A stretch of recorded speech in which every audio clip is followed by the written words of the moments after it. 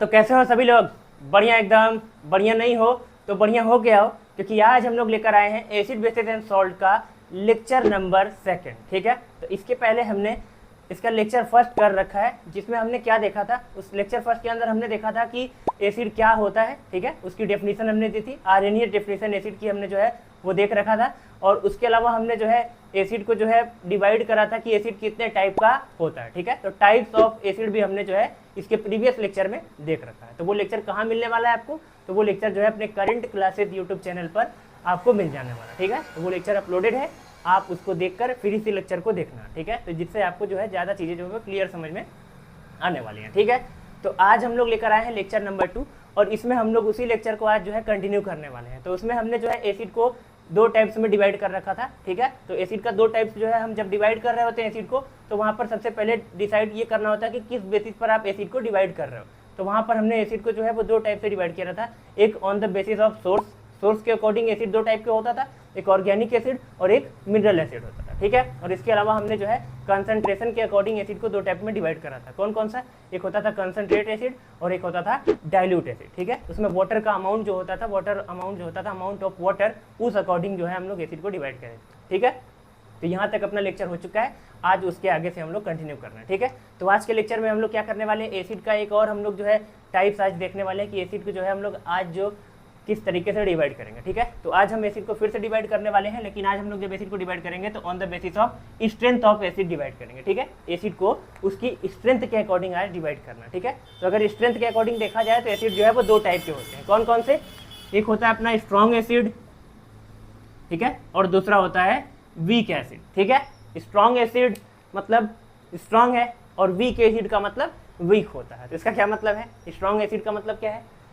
तो अगर आप इसकी डेफिनेशन पे जाएंगे तो स्ट्रॉन्ग एसिड का मतलब क्या है? तो स्ट्रॉन्ग एसिड वो एसिड होते हैं, ठीक है, जो एक्वस सॉल्यूशन के अंदर, ठीक है, आपने एसिड की डेफिनेशन क्या पढ़ रखी है कि एसिड वो सब्सटेंस या वो कंपाउंड होते हैं जो एक्वस सॉल्यूशन के अंदर H+ आयन रिलीज करते हैं। ठीक है, तो अगर एसिड स्ट्रॉन्ग एसिड होगा तो यहाँ पर होता ये है कि यहाँ पर जो H+ आयन रिलीज होता है, ठीक है, या हम बोल सकते हैं कि जो डिसोसिएशन होता है, डिसोसिएशन, ठीक है, डिसोसिएशन का मतलब कंपाउंड जब ब्रेक होता है। तो जैसे मान लो आपने कोई कंपाउंड लिया HCl, क्या लिया? HCl। अब जैसे इसको आप एक्वा सोल्यूशन में ले जाओगे, तो HCl क्या होता है? ब्रेक करता है H+ और Cl- में। ठीक है, तो जैसे ही HCl जो है वो ब्रेक करता है H+ और Cl- में, तो हम बोलते हैं हमको H+ रिलीज करके दे रहा है, इसलिए HCl को एसिड कहा जाता था। ठीक है, लेकिन होता यह है कि जब हम स्ट्रॉन्ग एसिड की बात करते हैं तो स्ट्रॉन्ग एसिड के केस में यहाँ पर H+ आयन रिलीज होंगे, लेकिन यहाँ पर जो डिसोसिएशन होगा, डिसोसिएशन का मतलब ये आयन में टूटना। ठीक है, एसिड जो है एक तरह से आयनिक कंपाउंड है, तो वो अपने आयन में टूट जाता है। तो अगर स्ट्रॉन्ग एसिड है तो उस केस में क्या होगा? उस केस में डिसोसिएशन जो होगा वो 100% होता है। कहने का मतलब यहाँ पर जो डिसोसिएशन होगा वो 100% होगा। 100% डिसोसिएशन का मतलब होता है कि जितने भी एसिड के मॉलिक्यूल आप वाटर में डिसॉल्व करोगे सब के सब जो है पूरी तरह से डिसोसिएट कर जाएंगे, टूट जाने वाले हैं। ठीक है, इसको एग्जाम्पल से समझते हैं जरा। तो अगर मैं एग्जांपल की बात करूँ तो एग्जांपल में आप बोल सकते हो, जैसे मान लीजिए हमारे पास कोई बर्तन है और इसके अंदर हमने क्या भर रखा है? वाटर। ठीक है, इसके अंदर क्या भर रखा है? वाटर। ठीक है, तो अगर इसके अंदर वाटर भर रखा है और अब इसके अंदर अगर आप एसिड को डिसॉल्व करोगे, सपोज करते हैं यहाँ पर कौन सा एसिड है? HCl। ठीक है, तो जैसे ही आप इसमें HCl को डिसॉल्व करोगे, सपोज करते हैं हमारे पास 100 मॉलिक्यूल्स है। ठीक है, कितने मॉलिक्यूल्स हैं? 100 मॉलिक्यूल्स ऑफ HCl है। तो अगर 100 मॉलिक्यूल्स ऑफ HCl है तो जैसे ही 100 मॉलिक्यूल इसमें डिसॉल्व होंगे तो इसके अंदर 100 H+ आपको मिलने वाले हैं और 100 Cl- भी मिलेंगे। ठीक है, लेकिन हमारा जो टारगेट है, हमारा जो फोकस है वो H+ पर होने वाला है, क्योंकि हम एसिड के बारे में डिस्कस कर रहे हैं। ठीक है, तो यहाँ पर आपको समझ में आ रहा है कि 100 मॉलिक्यूल HCl के थे तो 100 H+ और 100 Cl- जो है बन रहे हैं। इसका मतलब पूरी तरह से टूट चुका है एसिड। ठीक है, पूरी तरह से डिसोसिएशन हुआ है, 100% डिसोसिएशन हो रहा है। ठीक है, तो ऐसा कोई भी एसिड जो एक्वस सॉल्यूशन के अंदर 100% डिसोसिएट करता है उसे ही कहा जाता है स्ट्रॉन्ग एसिड। ठीक है, और इसके एग्जांपल कौन कौन से हैं? तो इसके काफ़ी सारे एग्जांपल हैं, लेकिन हमारे सिलेबस में एग्जांपल है वो 2 या 3 एग्जांपल जो है वो काफ़ी फेमस होते हैं। ठीक है, तो वो कौन कौन से एग्जांपल होने वाले हैं स्ट्रॉन्ग एसिड के केस में? तो वो एग्जांपल मैं यहाँ लिख दे रहा हूँ एग्जांपल में। ठीक है, तो एक होता है अपना HCl, ठीक है, दूसरा होता है अपना H2SO4, तीसरा होता है अपना HNO3, चौथा होता है अपना HI, ठीक है, ETC कर देते हैं। ठीक है, तो हमारे सिलेबस में जो है वो बहुत ज़्यादा एसिड जो है स्ट्रॉन्ग एसिड को हमको डिटेल में नहीं करना है।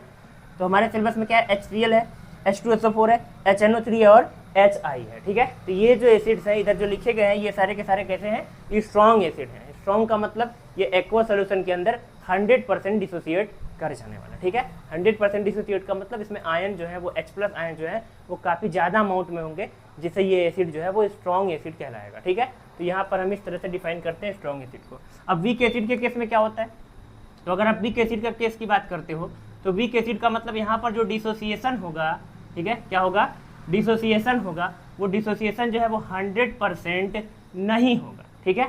कहने का मतलब क्या है, अगर डिसोसिएशन 100% होता है तो स्ट्रॉन्ग एसिड, तो अगर डिसोसिएशन जो है 100 से लेस होगा, मतलब 100 से कम, यानी कि 99 हो सकता है, 95 हो सकता है, 90% हो सकता है, या 85 हो सकता है, ऐसा कुछ भी, ठीक है। तो अगर 100 से कम डिसोसिएशन हो रहा है, ठीक है, डिसोसिएशन लेस देन 100%, तो इस केस में हम बोलते हैं कि ऐसे एसिड को कहा जाता है वीक एसिड, ठीक है। तो ऐसा कोई भी एसिड जो पूरी तरह से एक्वा सोल्यूशन में डिसोसिएट नहीं करता है, 100% डिसोसिएशन नहीं होता है, ऐसे एसिड को हम लोग क्या बोलते हैं, वीक एसिड बोला करते हैं, ठीक है। तो वीक एसिड के एग्जाम्पल क्या क्या हो सकते हैं, तो यहाँ पर हम अगर इसके एग्जाम्पल की बात करते हैं तो इसके एग्जाम्पल में कौन कौन आता है, तो आपने याद कर रखा होगा, इनको नहीं याद कर रखा है तो आप इसको याद कर लेते हैं, ठीक है। तो वीक एसिड के केस में कौन कौन आपको दिख सकता है, तो इसके केस में आपको जैसे ये CH3COOH, ठीक है, CH3COOH, ये तो सबको याद होता है, ठीक है, आपको भी याद होगा, नहीं याद तो याद कर लो इसको। ये क्या है, CH3COOH, मतलब कि एसिटिक एसिड, इसको एसिटिक एसिड कहा जाता है, अगर आपको इसका नाम मालूम हो, ठीक है, एसिटिक एसिड, ठीक है। तो एसिटिक एसिड जो है वो वीक एसिड होता है, ठीक है। वीक एसिड क्यों है, क्योंकि ये पूरी तरह से एक्वा सोल्यूशन में डिसोसिएट नहीं करता है, ठीक है। और बाकी आप इसको खा भी सकते हो, खाते भी हो आप। एसिटिक एसिड कहाँ होता है, सिरके में पाया जाता है, विनेगर में पाया जाता है, ठीक है। अच्छा, इसके अलावा क्या होता है, HCOOH, जिसको हम क्या बोलते थे, फॉर्मिक एसिड, ठीक है। ये क्या है अपना, फॉर्मिक एसिड। तो फॉर्मिक एसिड भी क्या है, एक वीक एसिड होता है, मतलब ये भी पूरी तरह से एक्वा सोल्यूशन में डिसोसिएट नहीं करता। इसके अलावा क्या होता है, इसके अलावा HF होता है अपना हाइड्रोफ्लोरिक एसिड, ठीक है, हाइड्रोफ्लोरिक एसिड। तो हाइड्रोफ्लोरिक एसिड भी अपना जो है वो वीक एसिड की कैटेगरी में आता है। वीक एसिड क्यों, आप समझ रहे हो, ठीक है। ये जब भी अपने एक्वा सोल्यूशन में जाएंगे तो 100% डिसोसिएशन नहीं होने वाला है, मतलब पूरी तरह से ये 100% डिसोसिएट नहीं करेंगे। मतलब कि जैसे मान लो आप यहाँ पर इसी एग्जाम्पल में, अब अगर यहाँ वीक एसिड का एग्जाम्पल लेते तो सपोज करो हमने CH3COOH यानी एसिटिक एसिड का 100 मॉलिक्यूल लिया, तो अगर यहाँ पर एसिटिक एसिड का 100 मॉलिक्यूल लिया होता आपने, ठीक है, इसका मॉलिक्यूल लिया है CH3COOH, एसिटिक एसिड का 100 मॉलिक्यूल, तो यहाँ पर आपको H+ कितने मिलेंगे, यहाँ पर अगर 100 मॉलिक्यूल लोगे तो अब 100 मॉलिक्यूल H+ नहीं मिलने वाले, हो सकता है यहाँ पर सपोज कर लेते हैं हम लोग, चलो यहाँ पर 90 H+ मिले, और 90 क्या मिलेंगे आपको, 90 ये माइनस वाले CH3COO-, ठीक है। इसको अगर आप यहाँ से ब्रेक करोगे तो यहाँ प्लस आता है और यहाँ पर माइनस आता है, तो ये H+ और ये माइनस। तो यहाँ पर आप देख रहे हो कि आपने 100 मॉलिक्यूल यूज़ करा था, लेकिन उसके बावजूद भी आपको 90 H+ मिल रहा है, ठीक है, 90 H+ मिल रहा है, और 90 जो है वो एसिटेट आयन, इसको एसिटेट आयन बोलते हैं, ठीक है। तो ये ऐसा क्यों हो रहा है, यहाँ पर बाकी 10 कहाँ गए, तो बाकी 10 जो है वो डिसोसिएट ही नहीं करे हैं, और यहाँ पर 100% डिसोसिएशन नहीं होता, इसीलिए ऐसे एसिड को हम लोग क्या बोला करते हैं, वीक एसिड कहा करते हैं, ठीक है। ये आपका जो है वीक एसिड का एग्जाम्पल हो गया। तो इस तरह से एसिड की जो कैटेगरी थी वो भी हमने कंप्लीट कर रखी है, स्ट्रॉन्ग एसिड और वीक एसिड, ठीक है। स्ट्रॉन्ग एसिड क्या था, जो पूरी तरह से डिसोसिएट कर जाता है, और वीक एसिड क्या होता है, जो पूरी तरह से 100% डिसोसिएट नहीं करता, उसको हम लोग वीक एसिड कहा करते हैं। तो इस तरह से हमने एसिड को जो है क्लासीफाई कर रखा है। अब जो है हम लोग क्या पढ़ने वाले हैं आज, तो आज हमारा जो लेक्चर होने वाला है वो डिटेल होने वाला है प्रॉपर्टीज पे, एसिड की जो फिजिकल और केमिकल प्रॉपर्टीज होती है, आज हम उसको डिस्कस करने वाले हैं, ठीक है। तो यहाँ पर आपके जो एग्जाम में जो क्वेश्चन आते हैं वो यहीं से ज़्यादा बनते हैं, फिजिकल और केमिकल प्रॉपर्टीज से, और ज़्यादातर क्वेश्चन यहीं से बनते ही हैं, ठीक है। तो आइए उसको हम लोग कंटिन्यू करते हैं जल्दी से। तो फिजिकल और केमिकल प्रॉपर्टीज ऑफ एसिड को हम लोग डिस्कस करने वाले हैं। तो हेडिंग बना लेते हैं सबसे पहले, तो हेडिंग बनाएंगे हम लोग फिजिकल प्रॉपर्टीज ऑफ एसिड, ठीक है। तो फिजिकल प्रॉपर्टीज ऑफ एसिड, सबसे पहले फिजिकल प्रॉपर्टी को डिटेल में करेंगे हम लोग, उसके बाद केमिकल प्रॉपर्टी को भी डिस्कस करेंगे। तो फिजिकल प्रॉपर्टी काफ़ी सिंपल होती है, इससे काफ़ी क्वेश्चन नहीं बनते हैं, क्योंकि ये छोटी छोटी प्रॉपर्टीज है, ये आपको सुन के केवल याद हो जानी है। लेकिन केमिकल प्रॉपर्टीज ज़्यादा इंपॉर्टेंस रखती है, वहाँ से एग्जाम में क्वेश्चन ज़्यादा बनते हैं, ठीक है। और बहुत ज़्यादा नहीं है केमिकल प्रॉपर्टीज, 3 ही केमिकल प्रॉपर्टीज हमको डिटेल में करनी है। तो उससे पहले फिजिकल प्रॉपर्टीज को कर लेते हैं। तो फिजिकल प्रॉपर्टीज का मतलब क्या होता है, देखो जब भी हम फिजिकल प्रॉपर्टी की बात करते हैं तो फिजिकल प्रॉपर्टी का मतलब उसका फिजिकल अपीयरेंस, आप एसिड को ऐसे फिजिकली देखो तो देख के आपको क्या लगेगा, देख के तो मालूम ही नहीं चलेगा कि वो एसिड है। तो फिजिकल का मतलब होता है जैसे आप मान लो एसिड को टेस्ट करो, अगर टेस्ट करने लायक है तब, ठीक है। अब सारे एसिड टेस्ट करने लायक होते नहीं, तो ऐसा ही नहीं है आप जो है गए कोई खतरनाक सा एसिड भरा के लाए उसको चेक कर रहे हो, ठीक है, और क्या पता फिर चेक करने लायक ही ना बचो। तो हर एसिड को चेक नहीं करना आपको, जो एसिड जो है वो वीक होते हैं उनको आप टेस्ट कर सकते हो, ठीक है। तो एसिड का टेस्ट कैसा होता है, सारा टेस्ट होता है, खट्टा टेस्ट होता है। तो ये एक फिजिकल प्रॉपर्टी है, क्योंकि इसको हमने बस जो है एसिड को टेस्ट करके बताया, हमने कोई रिएक्शन नहीं कराया। तो जब हम रिएक्शन करा देते हैं, कुछ नया बना देते हैं, कोई नया प्रोडक्ट बन जाता है, तो वहाँ पर केमिकल प्रॉपर्टी होती है, ठीक है। तो जब आप एसिड को टेस्ट करते हो तो एसिड में कोई रिएक्शन थोड़ी हो रहा है, और बाकी उसका कलर देखोगे तो उसमें कोई आप कलर देख के बता सकते हो, और बाकी उसकी स्मेल होगी तो स्मेल भी आप ऐसे ही बता सकते हो, और वाटर में जाते ही वो H+ आयन रिलीज करता है, ये भी फिजिकल प्रॉपर्टी है। तो कौन कौन सी फिजिकल प्रॉपर्टीज होती है, आइए जल्दी से उसको डिस्कस कर लेते हैं हम लोग, ठीक है। तो इसमें 3-4 प्रॉपर्टी है जिनको मेजर जो है हम लोग डिस्कस करने वाले हैं। तो पहली प्रॉपर्टी क्या होती है, पहली प्रॉपर्टी होती है कि जितने भी एसिड होते हैं ये कैसे होते हैं, ये सार इन टेस्ट होते हैं, ठीक है। मतलब आप समझ रहे हो, बताने की जरूरत नहीं है कि एसिड जो है वो टेस्ट कैसा टेस्ट करते हैं, सार टेस्ट करते हैं, खट्टा टेस्ट होता है। तो जो चीज़ें आप जो है वो खाते होंगे और जिनका टेस्ट आपको खट्टा लगता होगा, उन सब में क्या होता है, एसिड प्रेजेंट होता है, ठीक है। तो यहाँ पर सबसे पहला जो हमने फिजिकल प्रॉपर्टी बताया वो क्या था, सार इन टेस्ट। और दूसरा क्या होता है, एसिड क्या करता है, जो ब्लू लिटमस होता है, टर्न्स, यहाँ लिख सकते हैं आप, turns blue litmus to red, ठीक है। ये क्या करता है, जो ब्लू लिटमस होता है हमारे पास, यानी कि लिटमस क्या होता है ये मैं आपको बताने वाला हूँ जस्ट। इसके बाद जो है हम लोग एसिड और बेस को जब हम लोग खत्म कर जाएंगे तो इसके बाद हम लोग पढ़ेंगे इंडिकेटर। तो वहाँ पर आपको बताने वाला हूँ कि लिटमस क्या होता है, एक इंडिकेटर होता है जिससे हम एसिड और बेस को पहचान रहे होते हैं। तो ब्लू लिटमस होता है और रेड होता है। तो अगर लिटमस ब्लू होगा तो ब्लू लिटमस को क्या करता है, ये रेड कर देता है, कौन, एसिड। एसिड को हम लोग जो है आइडेंटिफाई करते हैं इस तरह से। एसिड को पहचानने के लिए क्या किया जाता है, ब्लू लिटमस एसिड में डुबाओगे तो वो ब्लू लिटमस कैसा हो जाने वाला है, रेड हो जाने वाला है। तो वही इसकी फिजिकल प्रॉपर्टी है, ठीक है। तो ब्लू लिटमस को क्या कर सकता है, ये रेड कर सकता है। इसके अलावा कि एसिड जो होता है वो कैसा होता है, कोरेसिव होता है, ठीक है, कोरेसिव इन नेचर होता है। एसिड कैसे होते हैं, कोरेसिव इन नेचर होते हैं। कोरेसिव इन नेचर का मतलब क्या होता है कि ये आपको हार्म कर सकते हैं। मतलब ये एसिड जहाँ कहीं भी गिरेगा, जैसे सपोज करते हैं इस पे एसिड गिर गया, ऐसे ही गंदा लग रहा है, इस पे गिरा के और गंदा नहीं करना, इधर गिराते हैं। तो अगर सपोज करो इस पे एसिड गिर गया, तो एसिड गिरने के बाद इसका हुलिया बदल जाने वाला है, ये जो है खराब होगा, ये जो है डिस्ट्रॉय हो सकता है, नष्ट हो सकता है। एसिड जहाँ कहीं भी गिरता है वो इस चीज़ को डिस्ट्रॉय करता है। इस नेचर को बोला जाता है कोरोसिव नेचर, ठीक है। और आपने सुना भी होगा बहुत सारे इंसिडेंट, बहुत सारे घटनाएं जिसपे एसिड जो है वो कोई किसी के ऊपर जो है वो फेंकता है। ये सारी चीज़ें गलत हैं, लेकिन इसके खिलाफ जो है आप तो कुछ कर नहीं सकते, आप तो केवल पढ़ सकते हैं। तो आइए पढ़ते हैं, ठीक है। तो एसिड जो होता है वो कैसा होता है, कोरेसिव इन नेचर होता है, मतलब कि खतरनाक होते हैं एसिड।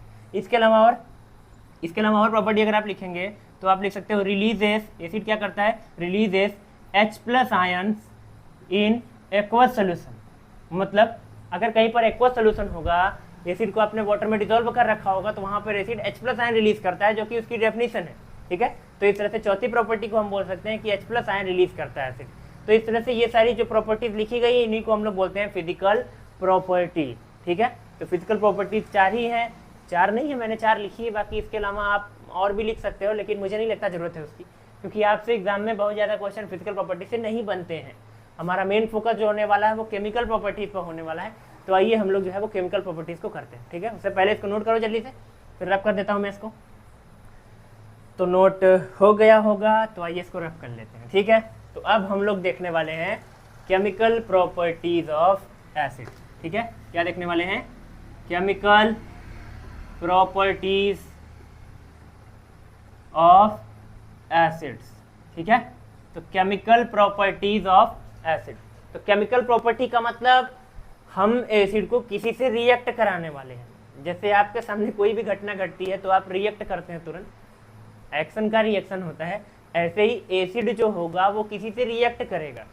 अब किससे रिएक्ट करेगा वही जो है हम लोग आज डिस्कस करने वाले हैं। तो किससे एसिड को रिएक्शन हम लोग कराने वाले हैं, तो 3 मेजर रिएक्शन इसमें हम लोग करने वाले हैं। 3 मेजर हेडिंग है, जहां से आपसे इसमें ज़्यादा क्वेश्चन बनने के पॉसिबिलिटीज हैं, ज़्यादा चांसेस हैं, वो भी मैं डिस्कस करूंगा, ठीक है।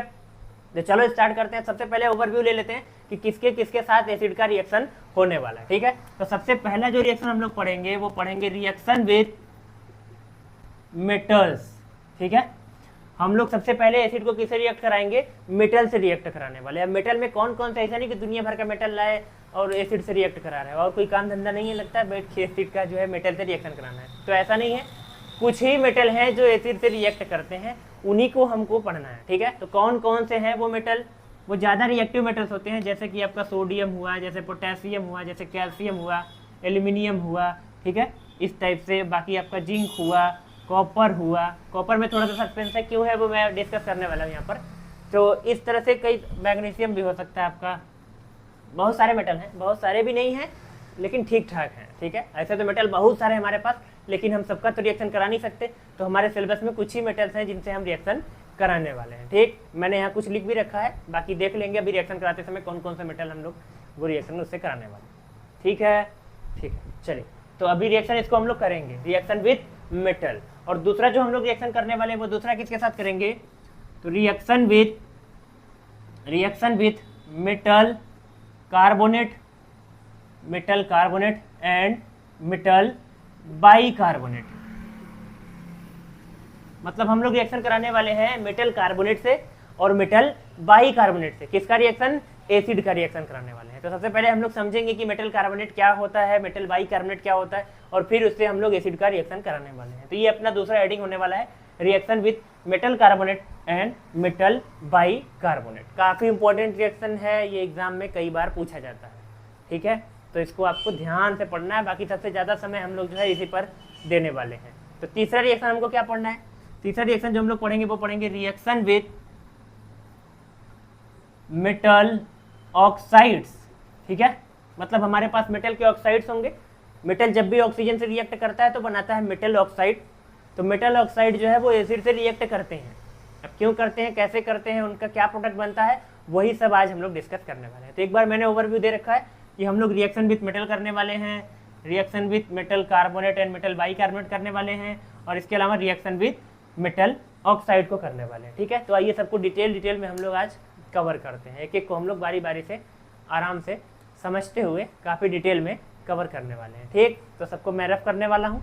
अगर आप चाहो तो इसको नोट कर सकते हो, रफ डायग्राम आप रफ जो है इसको रफली नोट कर लो।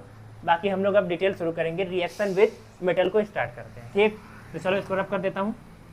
ठीक है, चलिए। तो सबसे पहले एक बात जो यहाँ पर और मुझे बतानी चाहिए थी, जो मैं मिस कर रहा हूँ, उसको मैं आपको बता देता हूँ। बुक में अक्सर ये बात लिखी होती है लेकिन लोग जो है वो देख नहीं पाते। बुक में लिखा होता है कि जब भी हम रिएक्शन करा रहे होते हैं एसिड का किसी से, तो यहाँ पर हम कौन सा एसिड लिए हैं। अब एसिड तो हमने पढ़ा था ऐसे, तो एसिड को दो टाइप्स में डिवाइड किया था, कंसंट्रेट और डाइल्यूट। तो कौन सा एसिड यूज हो रहा होता है रिएक्शन के दौरान? क्या किसी एसिड को भी ले सकते हो आप? तो ऐसा नहीं है, लेने को तो आप कोई भी एसिड मेटल से रिएक्ट करा सकते हो, लेकिन हमारा सिलेबस हमको परमिशन नहीं देता। हमारे सिलेबस में जो हमको पढ़ना है वहाँ पर हम कौन से एसिड से डील कर रहे होंगे, यहाँ ब्रैकेट में अगर लिख दूँ मैं तो बुराई नहीं है इसमें, इसको लिख भी लेना चाहिए था, डाइल्यूट एसिड। हम जो है जिस भी किसी एसिड का किसी से भी रिएक्शन कराने वाले हैं वो एसिड डाइल्यूट एसिड होने वाला है। ठीक है, तो ये बात आपको जरूर से याद होनी चाहिए। जरूरी नहीं कि ये बात एग्जाम में लिख के आए, वो केवल एसिड लिख देगा तब भी आपको समझना है कि वो डाइल्यूट एसिड की बात कर रहा है। ये बात अंडरस्टूड होती है, ये बात आपको भी समझना है। तो अगर एग्जाम में आप लिख के आते हो तो वहाँ पर आप डाइल्यूट एसिड लिखना, इससे ज़्यादा जो है थोड़ा अच्छा इंप्रेशन बनेगा आपका एग्जामिनर के ऊपर, तो हो सकता है वो खुश होकर आपको नंबर अच्छा दे दे। ठीक है, चलो, तो ये बात याद रखना कि यहाँ पर रिएक्शन विथ मेटल हम लोग करा रहे हैं एसिड का, लेकिन डाइल्यूट एसिड है।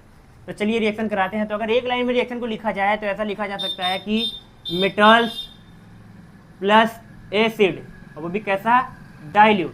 ठीक है, मेटल को जब हम एसिड से रिएक्ट कराते हैं तो क्या बनता है, सॉल्ट प्लस हाइड्रोजन गैस। ठीक है, अगर एक लाइन में रिएक्शन को लिखा जाए तो ये लिखा जा सकता है कि मेटल प्लस डाइल्यूट एसिड क्या बनने वाला है, सॉल्ट प्लस हाइड्रोजन गैस। ठीक है, तो इस आप एक छोटे से सैंपल से आप कोई भी रिएक्शन करा सकते हो। आपको कोई मेटल मिलेगा, कोई एसिड मिलेगा, आपको सॉल्ट बनाना है उस अकॉर्डिंग और हाइड्रोजन गैस को रिलीज करा देना है। ठीक है, तो आओ इसको एग्जांपल देखते हैं, हम लोग एग्जांपल से समझते हैं। तो एग्जांपल इसका जो है सबसे पहले एनसीईआरटी का एग्जांपल हम लोग ले लेते हैं। तो एनसीईआरटी ने एग्जांपल में क्या दे रखा है, उन्होंने कहा कि जिंक को जब हम लोग सल्फ्यूरिक एसिड से रिएक्ट कराएंगे वो भी कैसा, डाइल्यूट। तो ये बात बार बार लिखूंगा नहीं मैं, आपको इस बात को समझना है। डाइल्यूट यहाँ लिखा हुआ है, देखिए यहाँ लिखा है, वो दिख नहीं रहा है आपको लेकिन लिखा है। ठीक है, चलिए, तो जैसे इसको इसके रिएक्शन कराने वाले हैं तो क्या बनने वाला है, मेटल प्लस डाइल्यूट एसिड बनेगा क्या, सॉल्ट और हाइड्रोजन। तो सबसे पहले आप क्या किया करो, इसमें सबसे पहले हाइड्रोजन गैस रिमूव कर लिया करो, ठीक है। आप हाइड्रोजन गैस को रिमूव कर लो, बाकी जो बचेगा उनको आपस में कंबाइन कर दोगे तो सॉल्ट बन जाने वाला। ये अच्छा ट्रिक है, इसको यूज़ करो। तो हाइड्रोजन गैस को यहाँ से मैं रिमूव कर देता हूँ, ये हाइड्रोजन गैस एरो बना देता हूँ ताकि मालूम चलता रहे गैस है, ठीक। और बाकी हाइड्रोजन यहाँ से रिमूव होने के बाद बचेगा जिंक और सल्फेट, इनको आपस में जोड़ देना है, जिंक सल्फेट। अब कई बार लोग गलत क्या करेंगे, जैसे यहाँ पर तो चलो ठीक है, यहाँ पर हाइड्रोजन गैस रिमूव हो गई, बचा जिंक और सल्फेट आपस में जोड़ दिया आपने, ठीक है। वाह, सब कुछ समझ में आ रहा है, मामला एकदम सही चल रहा है, ठीक है। चलने दीजिए, आइए आगे बढ़ते हैं। जैसे मान लो ये रिएक्शन आया एल्यूमिनियम और साथ में इसका रिएक्शन कराया हमने इसी एसिड से, चलो H2SO4, ठीक है। अब आप यहाँ पर वही टेक्निक लगाओगे, आप बोलोगे हाइड्रोजन गैस को रिमूव करो, हमने कहा चलो कर देते हैं, कर दिया, ठीक है। उसके बाद आप कहेंगे अच्छा हाइड्रोजन रिमूव हो गया, अब Al और SO4 को आपस में जोड़ दो, जैसे यहाँ किया था, हाइड्रोजन रिमूव और जिंक और सल्फेट को आपस में जोड़ दिया ये, और बन गया जिंक सल्फेट। यहाँ से हाइड्रोजन रिमूव, एल्यूमिनियम और सल्फेट को आपस में जोड़ देंगे, AlSO4, अब बहुत खुश हो जाएंगे आप, सॉल्ट बन गया। लेकिन गलत है, बहुत खुशी की बात है लेकिन गलत बात है, ठीक है। तो ये गलत कैसे हुआ है, तो देखो यार, हर बार चीज़ें इतनी सिंपल थोड़ी ना होती हैं। आपको मैंने बोला कि हाइड्रोजन गैस को रिमूव करो, आपने कर दिया। इसके बाद मैंने कहा एल्यूमिनियम का ये जो सल्फेट है इससे रिएक्शन कराओ, ये इससे रिएक्ट करता है, इससे कंबाइन करता है, इसे उठा चिपका थोड़ी ना देना है, ठीक है। तो रिएक्ट कैसे कराओगे, कंपाउंड कैसे बनाते हो, तो कंपाउंड बनाना 9th में सीखा था कि कंपाउंड बनाने के लिए आपको पहले उनके ऊपर जो एलिमेंट हैं या जो स्पीसीज है उनके ऊपर चार्जेस मालूम होने चाहिए, फिर चार्जेस को बैलेंस करना होता है। कंपाउंड न्यूट्रल होता है, उस पर चार्ज बैलेंस होना चाहिए। लेकिन आपके कंपाउंड पे अगर मैं देखूँ तो एल्यूमिनियम पे कितना प्लस होता है, 3 प्लस, और सल्फेट पे कितना माइनस होता है, 2 प्लस। 3 प्लस 2 माइनस, कैंसिल होके +1 आएगा। ये कंपाउंड कहाँ है, ये तो आयन हो गया, इसके ऊपर +1 आ रहा है तो ये आयन हो जाएगा, तो ये गलत। तो आपको क्या करना है, यहाँ पर कंपाउंड फॉर्म करना है। सॉल्ट एक कंपाउंड होता है, उस पर कोई चार्ज नहीं होता। तो ऐसा करने के लिए आप क्या करते हो, यहाँ पर चार्जेस को बैलेंस करते हो। इसको आपने सीख रखा था, मैं एक बार बताऊंगा फिर दोबारा नहीं बताने वाला, क्योंकि ये 9th की चीज़ है, तो आपको पढ़ के आना था, नहीं पढ़े मुझे क्या पता, पढ़ के आओ ठीक है। चलो, तो यहाँ देखो कैसे करते हैं इसको। एल्यूमिनियम के ऊपर कितना प्लस है, 3 प्लस, और सल्फेट के ऊपर कितना माइनस है, 2 माइनस। तो कुछ नहीं करना, आपको क्रॉस मल्टीप्लाई करना है। तो Al2SO4 को 3 से गुणा करो, Al को 2 से करो और SO4 को ब्रैकेट लगा के 3 से मल्टीप्लाई करो, तो ये अपना फॉर्मूला बन जाने वाला, ठीक है। मतलब केटायन का लिख लो सबसे पहले कितना प्लस है, एनायन का लिख लो कितना माइनस है, फिर इसका इसे क्रॉस मल्टीप्लाई करके यहाँ पर लिख देना है। तो ये वो फॉर्मूला है जिसको आपको लिखना था। तो ऐसे ही करेंगे आप, तो गलती होने के चांसेस नहीं बनेंगे, ठीक। बाकी एक एग्जाम्पल और करते हैं। तो एक एग्जाम्पल मैं ले रहा हूँ, calcium plus nitric acid. Nitric acid हमने ले लिया है और बाकी सल्फ्यूरिक एसिड ले लिया है। एक एग्जाम्पल जो हम लोग HCl का भी कर लेंगे। नहीं तो आप कहेंगे HCl का तो कराया ही नहीं, वो तो हमारे स्कूल में पहले कराया जाता है। कोई बात नहीं, चलो आओ। तो इसका रिएक्शन अगर कराओगे, सबसे पहले क्या करना है, हाइड्रोजन गैस निकाल देना है। हाइड्रोजन गैस निकाल दिया, अरे यहाँ तो हाइड्रोजन एक ही है, वहाँ 2 हाइड्रोजन कैसे गया, अरे कोई बात नहीं, वो बैलेंस होता है, ठीक है। तो चलो बैलेंस भी कर लो, नहीं बर्दाश्त हो रहा है तो बैलेंस कर लेते हैं। अब देखो यहाँ 2 से मल्टीप्लाई करने से यहाँ हाइड्रोजन कितना हो गया, 2 हाइड्रोजन गया घरे, अरे घरे नहीं मतलब गया, गैस बन के उड़ गया। बाकी बचा कैल्शियम और नाइट्रेट, इनको जोड़ देना है। तो कैल्शियम और नाइट्रेट को जोड़ देना है। तो अब ऐसे नहीं जोड़ना, अब देखो कैल्शियम के ऊपर होता है 2 प्लस, नाइट्रेट के ऊपर होता है 1 माइनस। तो यहाँ 2 प्लस तो वहाँ 2 माइनस, 2 माइनस कैसे होगा, 1 नाइट्रेट पे 1 माइनस। तो अगर इसको 2 से मल्टीप्लाई कर दूँ तो 2 माइनस 2 माइनस 2 प्लस कैंसिल। तो ये अपना जो है ओवरऑल ये कंपाउंड बनने वाला है, ठीक है। अरे बोलो, तो थोड़ा थोड़ा मैं आपको यहाँ पर कंपाउंड बनाना भी सिखा रहा हूँ, जो कि 9th की चीज़ है, जो कि आपकी गलती है, उसको आपको सीख के आना था। सीखे हो तो बहुत अच्छी बात है, नहीं सीखे हो तो कोई बात नहीं, मैं थोड़ा थोड़ा बीच में सिखा दूंगा, ठीक है। या फिर मैं कहूँगा जाओ 9th में सीख के आओ, तो तुम जाओगे 9th में सीख के तो आओगे नहीं, मुझे मालूम है। इसलिए मैं थोड़ा थोड़ा बीच में आपको सिखाने वाला हूँ, ठीक। एक एग्जाम्पल और ले लेते हैं हम लोग, तो उसको मैं यहाँ कर लेता हूँ। पता नहीं नीचे आपको दिख रहा है कि नहीं दिख रहा है, तो चलो यहाँ कर लेते हैं। तो इसके लिए हम क्या करते हैं, चलो सोडियम ले लेते हैं और साथ में इसका रिएक्शन कराते हैं HCl से। तो सोडियम का रिएक्शन HCl से अगर हम करा रहे हैं तो यहाँ पर क्या बनने वाला है, वही सेम यूज़ करो। सबसे पहले क्या करते हो, हाइड्रोजन गैस रिमूव। तो हाइड्रोजन गैस यहाँ कैसे रिमूव होगी, तो 1 हाइड्रोजन है तो 2 से गुणा कर लो, 2 हाइड्रोजन यहाँ से रिमूव हो जाएगा, H2। बचा क्या, बचा Na और Cl, ये NaCl आपस में जुड़ जाएंगे, NaCl। अब ये फॉर्मूला सही है कि नहीं, सही है। यहाँ पर प्लस माइनस लिखना है, नहीं लिखना। क्यों नहीं लिखना, क्योंकि नमक का फॉर्मूला सबको मालूम है, सॉल्ट का फॉर्मूला सब जानते हैं, NaCl ही होता है।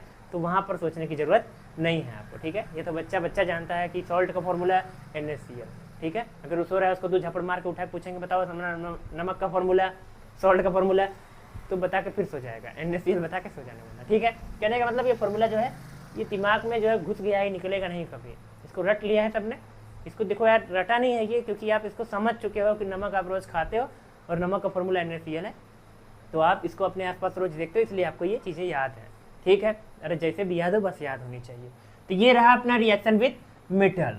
अब इसमें हमने जो है इस रिएक्शन के अंदर कुछ ही मेटल लिख रखे हैं, सबको तो लिख नहीं सकते हम, जितना हमने रिएक्शन कर लिया वो काफ़ी है। बाकी आपको एग्जाम में कौन सा मेटल का आता है उससे फ़र्क नहीं पड़ता, बनाना क्या है आपको उससे फ़र्क पड़ता है। तो बनाने के लिए आप सबसे पहले हाइड्रोजन गैस को रिमूव कर देना, बाकी जो बचता है उसको आपस में जोड़ देना है। और जोड़ते समय ऐसा नहीं कि यहाँ तो उठाया चिपका दिया, नहीं, जोड़ते समय आपको पहले कंपाउंड को बनाना है, उस पर न्यूट्रल चार्ज लाना है, और न्यूट्रल लाने के लिए किस पे कितना प्लस होता है, किस पे कितना माइनस होता है, ये आपको मालूम होना चाहिए। तब जाके आप चार्जेस को बैलेंस करोगे और बैलेंस करके यहाँ पर इक्वेशन बनाओगे, फॉर्मूला बनाने वाले हो, ठीक है। अरे बोलो, बाकी इसमें एक बात जो थोड़ी सी इंपॉर्टेंट है उसको मैं यहाँ बताता हूँ। तो इम्पोर्टेंट बात है, इम्पोर्टेंट बात, ठीक। तो चलो इम्पोर्टेंट बात में क्या है कि यहाँ पर अगर आप कॉपर को ले लोगे, किसको ले लोगे, कॉपर को, किसको लिया, कॉपर ले लिया आपने। आप कहेंगे कॉपर ले लेते हैं, कॉपर का रिएक्शन कर लेते हैं HCl से, ठीक है। अब आप कॉपर से सल्फ्यूरिक एसिड का रिएक्शन करा लेंगे, क्या करेंगे, कॉपर ये, उसके बाद रिएक्शन करा देंगे, उसके बाद कॉपर यहाँ ले जाके सोडियम की जगह कॉपर कर देंगे, उसके बाद चार्ज बैलेंस कर देंगे, काम बन जाएगा, नहीं, ठीक है। कॉपर का डाइल्यूट एसिड से रिएक्शन नहीं कराना है, क्यों, क्योंकि कॉपर जो है वो डाइल्यूट एसिड से रिएक्शन जो है नहीं करता, ठीक है। नहीं लिख के काट दे रहा हूँ इसको मैं, क्या बोला मैंने, कॉपर डाइल्यूट एसिड से रिएक्शन नहीं करता। क्यों नहीं करता, क्या प्रॉब्लम है इसको। तो इसके लिए आपको जो है फर्स्ट चैप्टर को पढ़ना होगा। तो फर्स्ट चैप्टर में आपने जो है रिएक्टिविटी सीरीज पढ़ी थी, तो जल्दी से मैं रिएक्टिविटी सीरीज बना लेता हूँ, चलो इधर बना लेता हूँ। तो रिएक्टिविटी सीरीज क्या होती थी, इसको हम लोगों ने ट्रिक से याद कर रखा था। कौन सी ट्रिक है, काशीनाथ का माली आलू जरा फीके पकाता है, कौन है जी। इसके बाद यहाँ नहीं दिखेगा आपको, ये दिख रहा है, कोई बात नहीं, मुझे नहीं मालूम, तो चलो इधर लिख लेता हूँ, कौन है जी आगे आओ। तो ये अपना जो होता था रिएक्टिविटी सीरीज होता था, यहाँ तक, यहाँ से यहाँ तक, इसके बाद इधर से इधर ये, इसको नीचे करना था लेकिन नीचे आपको दिखेगा नहीं, इस वजह से मैंने उधर कर दिया। तो ये सीरीज रिएक्टिविटी सीरीज क्यों है, क्योंकि इसमें जो टॉप पे आते हैं, जो जितना ऊपर आते हैं वो उतना ज़्यादा रिएक्टिव होते हैं, और जो जितना नीचे आता है वो उतना लेस रिएक्टिव होता है।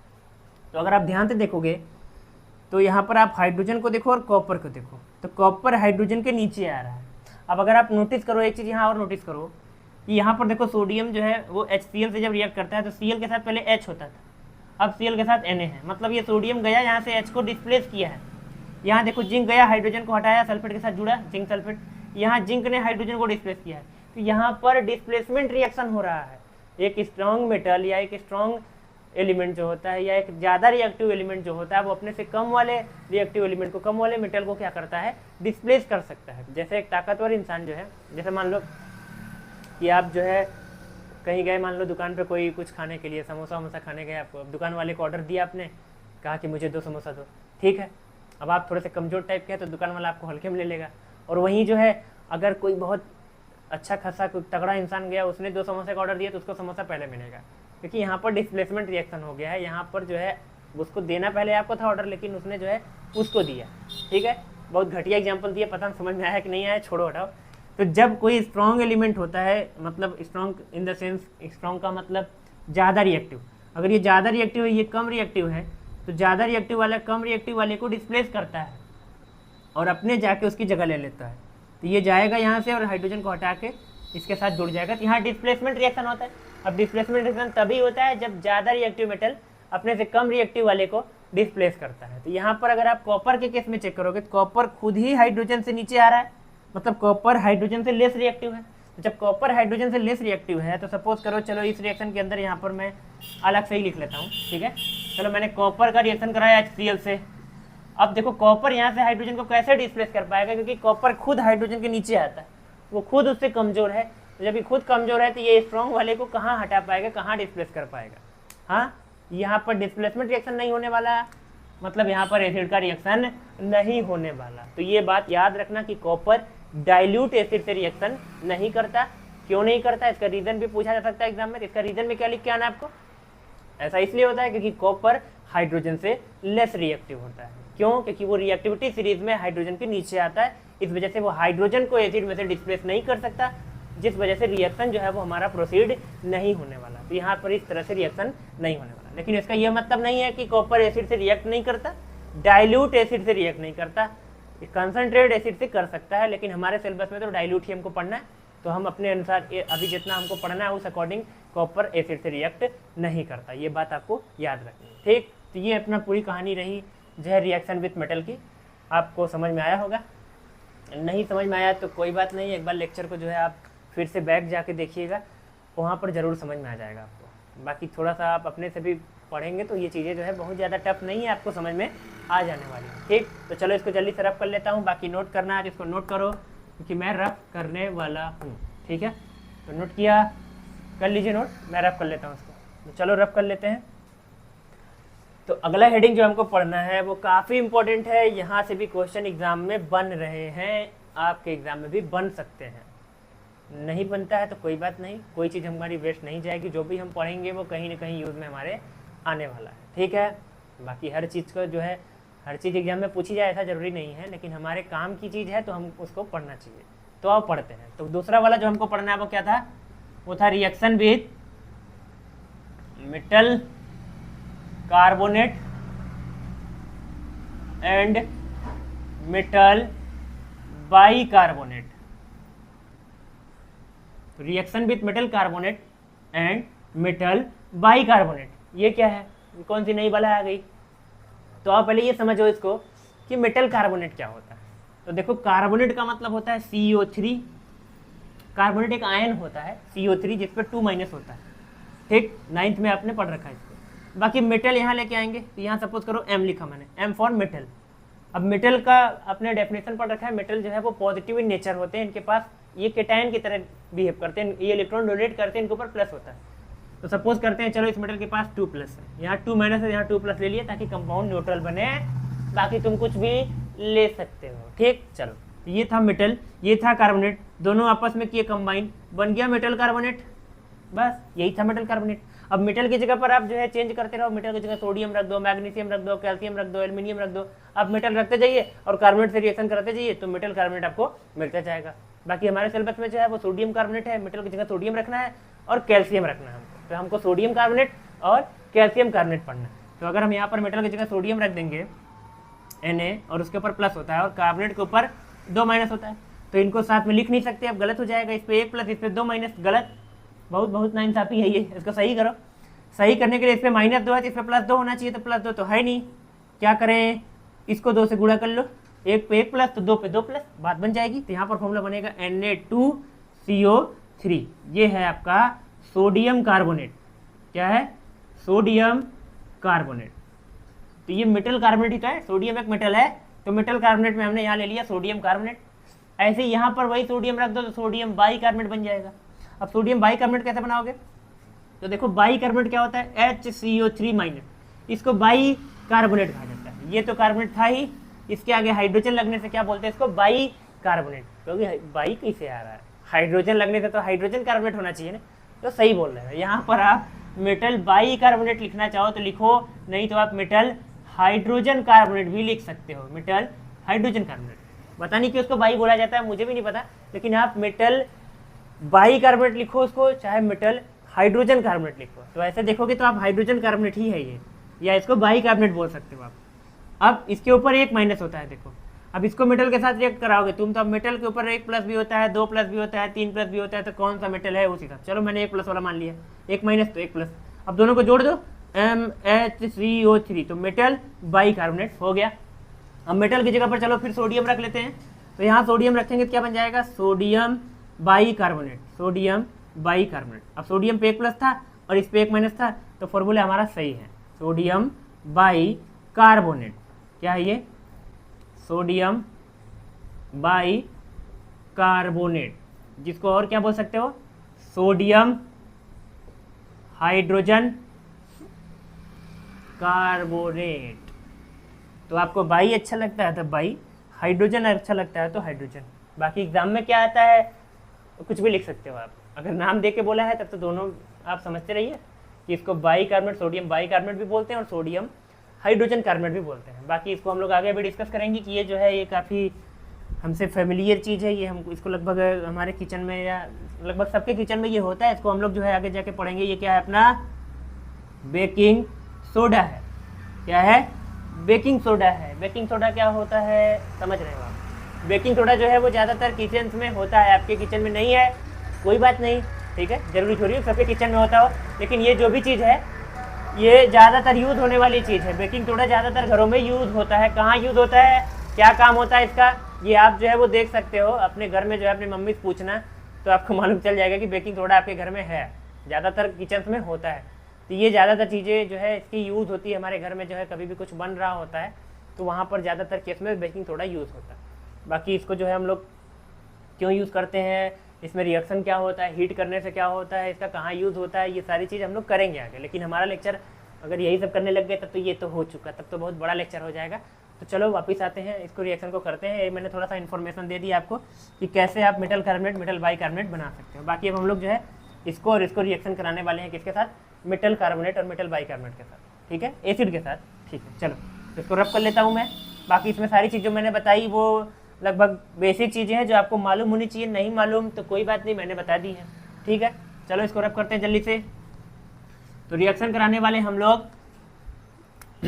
मेटल कार्बोनेट और मेटल बाई कार्बोनेट में। तो यहाँ पर मेटल कार्बोनेट कौन लिया था हमने, सोडियम कार्बोनेट, और मेटल बाई कार्बोनेट कौन सा लिया था, सोडियम बाई कार्बोनेट। और किससे रिएक्शन कराना है, एसिड से। तो एसिड से इधर लिख लेता हूँ, एसिड में मैंने यहाँ HCl ले लिया, चलो यहाँ भी HCl ले लेता हूँ। आप जो है H2SO4 ले सकते हो, कुछ भी ले सकते हो, कहीं कुछ भी ले सकते हो, H2SO4, HNO3, HCl, जितने भी एसिड हैं आप ले सकते हो कोई भी, लेकिन मैं जो है वो HCl ही ले रहा हूँ क्योंकि एग्जाम में जो है या फिर ज़्यादातर आपके NCERT में यही लेयर रखा होता है। या फिर आप बोलो तो मैं यहाँ अलग अलग भी ले सकता हूँ, चलो सेम ले लेता हूँ, फिर दूसरा वाला भी कर लूँगा।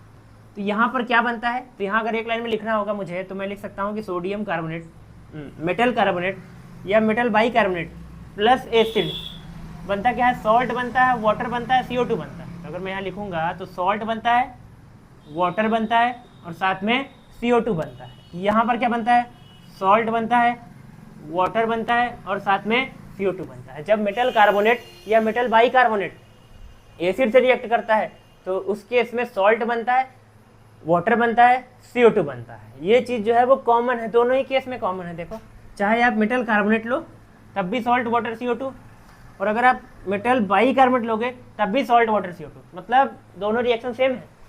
इधर लेफ्ट हैंड साइड सेम नहीं है लेकिन राइट हैंड साइड आपको सेम मिलने वाला है, मतलब आपको सोचना नहीं है, चाहे आपको मेटल कार्बोनेट मिले चाहे मेटल बाई कार्बोनेट, प्रोडक्ट आपका सेम बनने वाला है। तो थोड़ा सा आपका फायदा हो गया।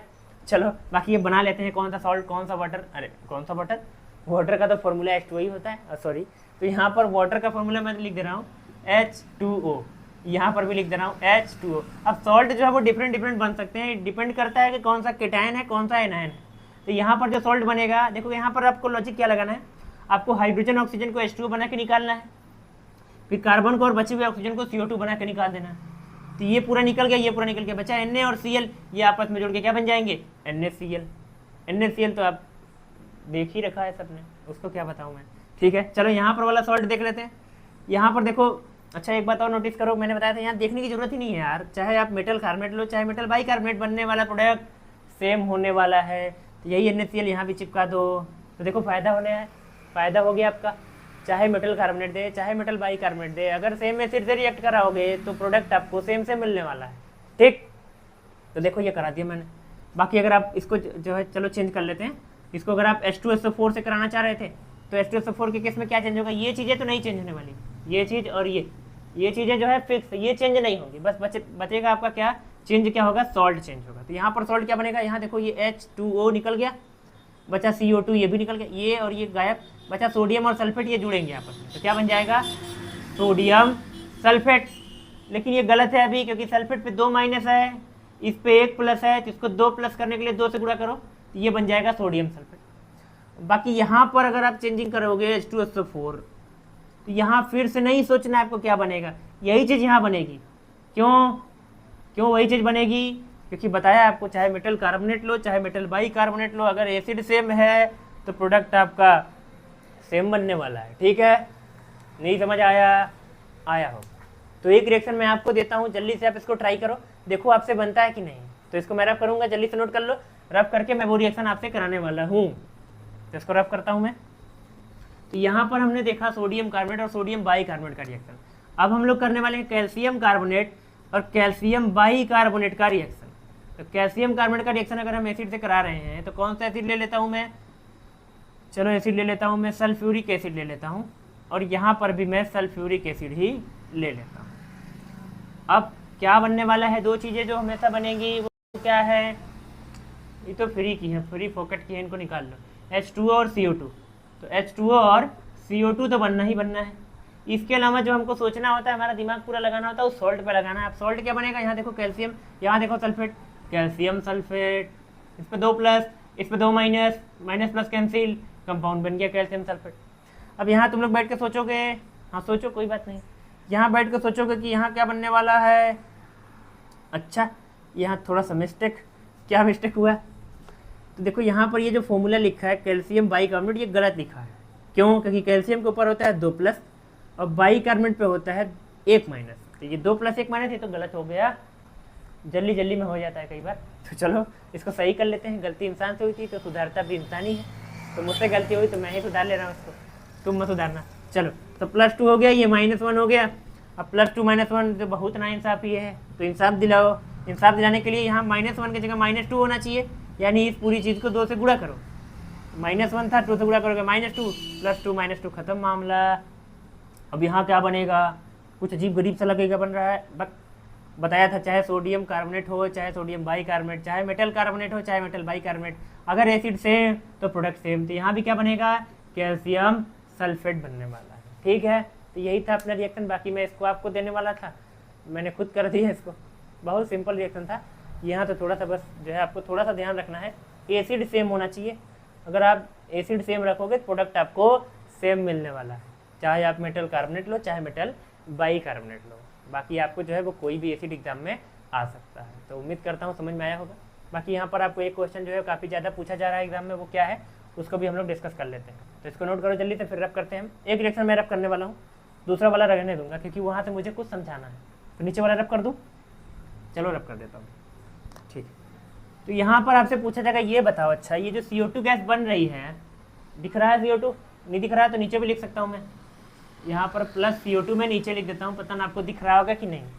तो CO2 का जो टेस्ट पूछा जाता है आपसे, टेस्ट ऑफ CO2, मतलब आपको कैसे मालूम चलने वाला है कि वो गैस CO2 है।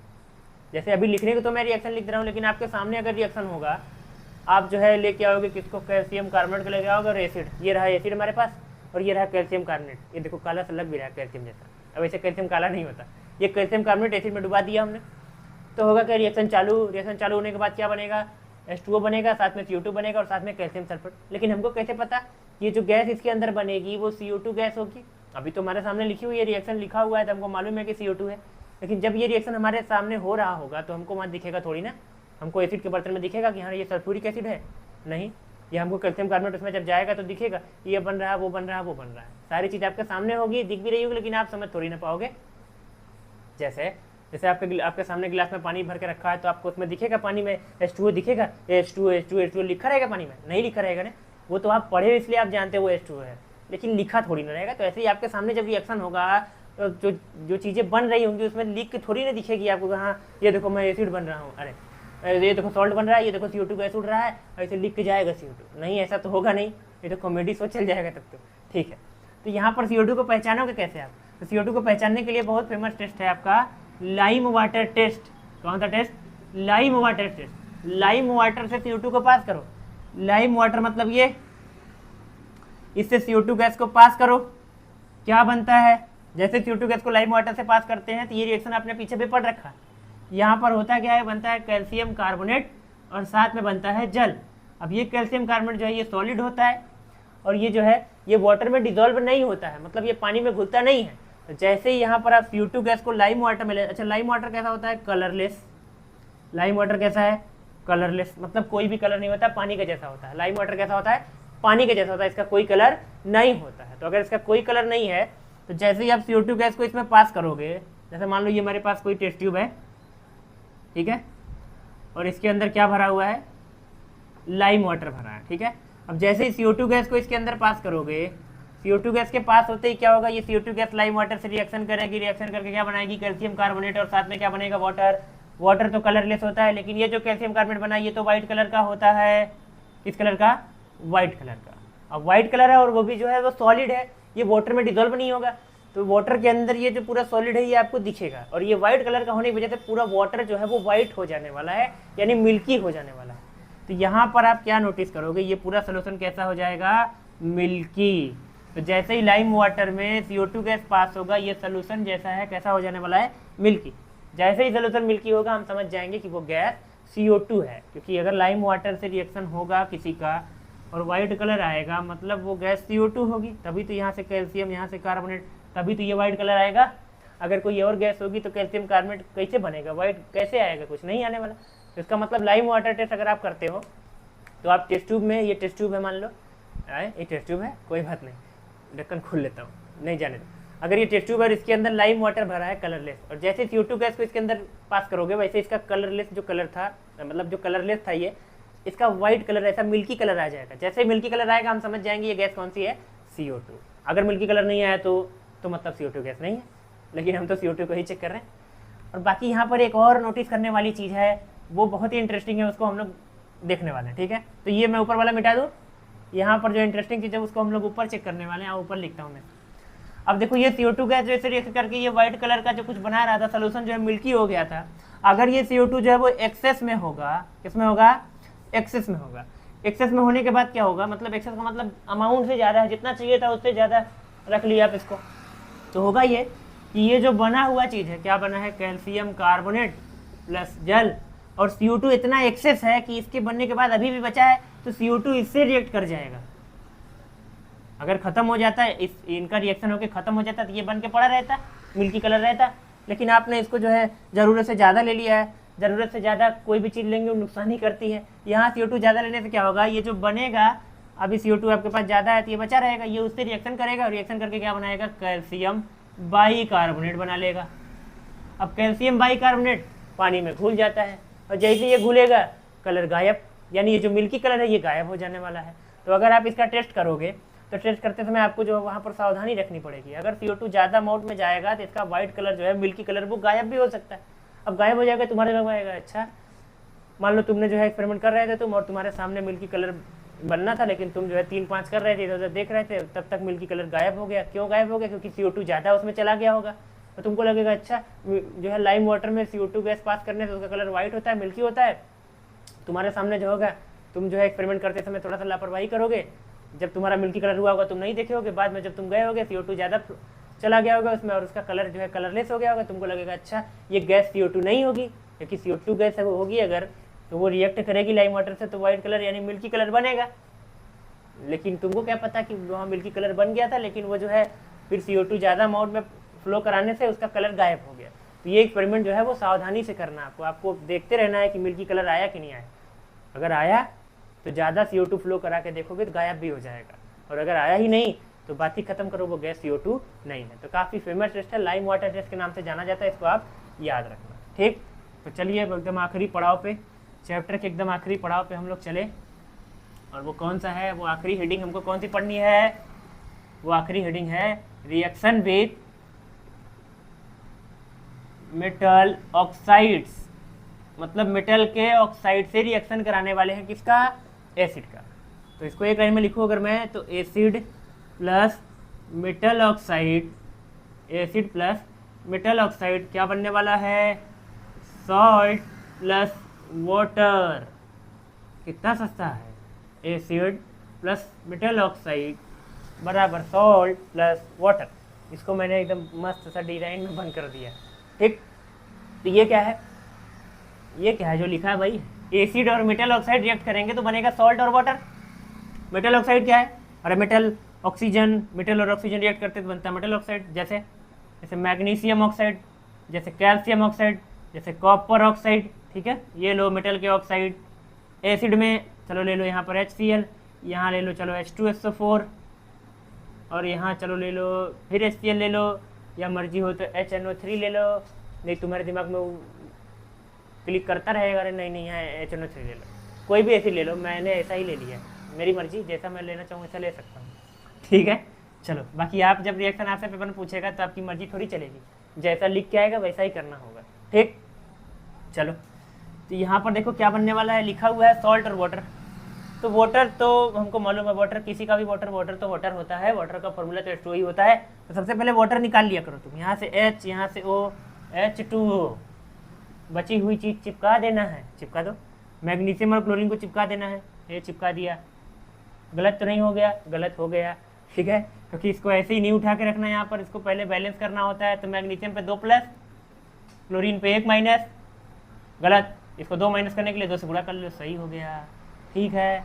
यहाँ देखो H2O गया, वाटर गया, बचा सॉल्ट। सॉल्ट में कौन? कैल्शियम और सल्फेट, तो कैल्शियम सल्फेट, सही है क्या? सही है, क्योंकि कैल्शियम पे 2 प्लस और सल्फेट पे 2 माइनस, तो प्लस माइनस बैलेंस। बाकी यहाँ आ जाओ, यहाँ देखो H और O क्या हो जाएगा, H2O और प्लस कॉपर जो है Cl से रिएक्ट करेगा तो क्या बनेगा, CuCl, नहीं, क्योंकि यहाँ पर क्या होने वाला है, कुछ गलती हुई। क्या गलती हुई? क्लोरीन पर 1 माइनस, कॉपर पे 2 प्लस, ये तो बहुत ना इंसाफ किया, इंसाफ दिलाओ इसको। इंसाफ कैसे दिलाओगे? यहाँ -1 को -2 करने के लिए 2 से मल्टीप्लाई कर लो, कर लिया, कर लिया, तो ये रिएक्शन खत्म। रिएक्शन विथ मेटल ऑक्साइड भी हमने बहुत ही ईजी तरीके से कर लिया। बाकी अगर आप चाहो तो यहाँ पर एसिड जो है वो नाइट्रिक एसिड ले लो, तो यहाँ पर नाइट्रेट बनने वाला है, नाइट्रेट के ऊपर 1 माइनस होता है, बाकी आप रिएक्शन को करा सकते हो, ठीक। तो इस तरह से हमारा जो है एसिड के तीनों केमिकल प्रॉपर्टीज कवर होते हैं, जिसमें जो सेकंड वाला बताया था मैंने आपको, मेटल कार्बोनेट और मेटल बाइकार्बोनेट, वो ज़्यादा इंपॉर्टेंट था और उसका यूज़ भी होता है। देखो मैं वहाँ यूज़ बताना भूल गया, बाकी आप उसको चाहो तो अब लास्ट में उसको हम लोग कर लेते हैं कि एसिड का यूज़ कहाँ कहाँ होता है, ठीक। तो चलो वहीं पर सारे मैं आपको डिटेल में बताने वाला हूँ, ठीक। तो इसको मैं रफ कर दूँ, आप नोट कर लेना, इसको मैं रफ कर देता हूँ। चलो तो एसिड को हमने लगभग समाप्त कर लिया है, लगभग को जो है हम लोग पूरा समाप्त कर लेते हैं। तो बचा क्या है, एसिड के यूजेस बचे। यूजेस कहाँ कहाँ एसिड यूज होता है, तो इसको मैं इसे ओरली बोल देता हूँ, इसको सुन लो आप। तो एसिड कहाँ कहाँ यूज होता है, तो एसिड अगर आपने देखा होगा तो कार की बैटरीज जो होती हैं, कार में जो बैटरीज लगती हैं, बाइक में भी लगती हैं, इन्वर्टर में भी जो बैटरी होती है उसके अंदर एसिड होते हैं। जो आप पानी भरते हैं इन्वर्टर के अंदर, वो पानी नॉर्मल नहीं होता, उसके अंदर एसिड होता है, 35% सल्फ्यूरिक एसिड होता है। तो एसिड जो है न चाहते हुए भी आपके घर है, ठीक। बाकी और कहाँ यूज़ होता है एसिड, तो अगर आप नोटिस करोगे तो एक तो कार की बैटरी के अंदर हो गया, दूसरा इसके अलावा कहाँ एसिड यूज़ होता है, तो इसके अलावा एसिड जो है वो इंडस्ट्री में तो यूज़ होता ही है। इंडस्ट्री में कहाँ यूज़ होता है, तो इंडस्ट्री में जैसे चीज़ें बनाने के लिए, जैसे आपको सॉल्ट बनाना है तो सॉल्ट बनाने के लिए भी एसिड की ज़रूरत आपको पड़ती है। इसके अलावा और कहाँ एसिड यूज़ होता है, तो आपके घर में यूज़ होता है, किचन में, कहाँ किचन में, मेरे किचन में कहाँ एसिड है विनेगर में, जो सिरका होता है, जो विनेगर होता है उसके अंदर एसिड होता है, अगर आपने मालूम हो तो। और बाकी एसिड और कहाँ यूज़ होते हैं, तो एसिड बहुत जगह यूज़ होते हैं, अगर आप रिसर्च करेंगे तो आपको मालूम चल जाएगा। एसिड के काफ़ी यूजेस होते हैं, ठीक। तो मैंने कुछ आपको बता रखे हैं, बाकी जो है एसिड कहाँ कहाँ होता है, ये सारी चीज़ें जो है वो आपसे कम ही चांसेस है पूछे जाने के, लेकिन आप जान रहे हैं, ठीक है। तो आज जो है हम लोग एसिड का फिजिकल और केमिकल प्रॉपर्टीज़ कवर कर लिए हैं, इसी के साथ हम लोग एसिड को फिनिश कर चुके हैं। अब हमारी कहानी चलेगी बेस के ऊपर, हम लोग बेस को स्टार्ट करेंगे, बेस की प्रॉपर्टीज़ और उसकी रिएक्शन, फिजिकल और केमिकल प्रॉपर्टीज़, ये सारी चीज़ें हम लोग जो है वो अगली क्लास में करने वाले हैं। तो आज के लिए इतना ही करते हैं, क्योंकि बहुत ज़्यादा हो जाएगा तो आपको बोरिंग लगने लगेगा। बाकी आप जो है बोर ना हो, यही मेरी उम्मीद रहेगी आपसे। तो चलिए ठीक है, पढ़ाई करते रहें। All the very best.